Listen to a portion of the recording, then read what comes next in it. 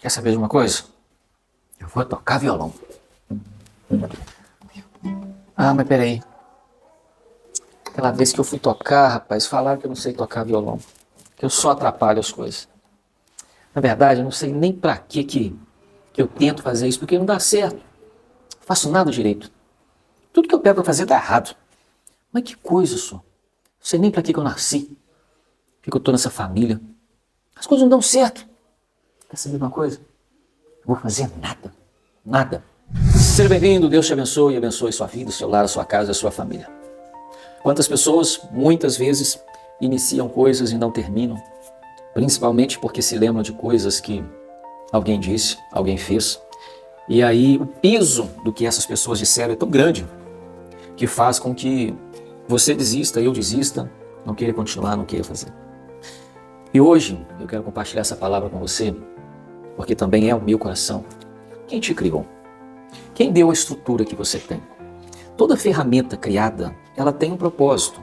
Você pega um martelo, a chave de fenda, você pega uma furadeira, uma parafusadeira, seja como for, toda ferramenta criada tem um propósito. Agora, uma boa ferramenta nas mãos de quem não sabe usar, gente, é um problema sério. Uma colher de pedreiro, meu pai é pedreiro, uma colher de pedreiro na minha mão pode ser a melhor. Eu vou conseguir raspar um chão, de repente, uma coisinha ou outra ali.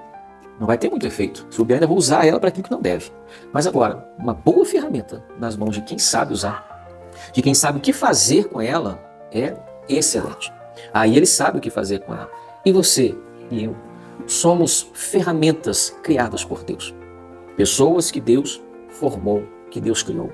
Seus olhos, seu rosto, sua estrutura, sua capacidade. Tem coisas que você tem facilidade para poder fazer, para aprender, que você desenvolve com uma naturalidade que eu não tenho. E tem coisas que eu faço que de repente você pode ter dificuldade para fazer. E onde eu quero chegar com isso? Eu quero ler 2 textos para você, para meditação nossa, porque Deus é aquele que está no controle de tudo e no controle de todos. Quando nos assentamos, quando nos levantamos, tudo está no controle do Senhor. A primeira palavra que eu quero ler, o primeiro texto, está em Ezequiel, no capítulo 3. Olha que preciosidade é esse texto. Ele diz assim: Filho do homem, coma o que está aí diante de você. Deus falando com Ezequiel. Coma este rolo, depois vá falar à casa de Israel.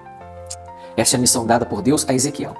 Um pouquinho mais abaixo, a partir do versículo 8, olha que particularidade de Deus com Ezequiel. Ele diz para ele assim: Eis que eu endureci o seu rosto contra o rosto deles, e endureci a sua fronte contra a fronte deles. Tornei a sua fronte mais dura do que a rocha, como o diamante. Portanto, não tenha medo deles, nem se assuste com o rosto deles, porque são casa rebelde. Uma particularidade tão tremenda aqui. Deus dizendo para Ezequiel assim: eu fiz você desse jeito. Eu dei essa característica para você, porque é um propósito. Muitas vezes nós damos ouvidos a pessoas, damos ouvidos ou damos atenção a acontecimentos e negamos, desprezamos o que Deus fez. Como Deus te fez, como Deus te formou, características que Deus colocou em você que não tem em mim, coisas que Deus me deu e não tem em você. Mas o Senhor, Ele faz tudo de acordo com o seu propósito. Então por que parar? Por que largar? Por que querer desistir de fazer aquilo que arde no seu coração? Levante-se. Levante-se para viver e fazer aquilo que Deus te chamou para fazer. Muitas vezes dizemos assim, ou talvez você não disse, mas em alguns momentos eu disse, mas por que eu sou assim? Já fez essa pergunta? Por que eu sou assim? Por que eu sou desse jeito? Por que eu não sou como fulano, como ciclano?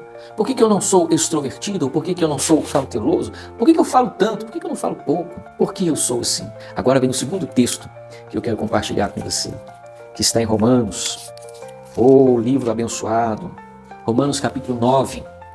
Romanos capítulo 9, versículo 20. Olha só.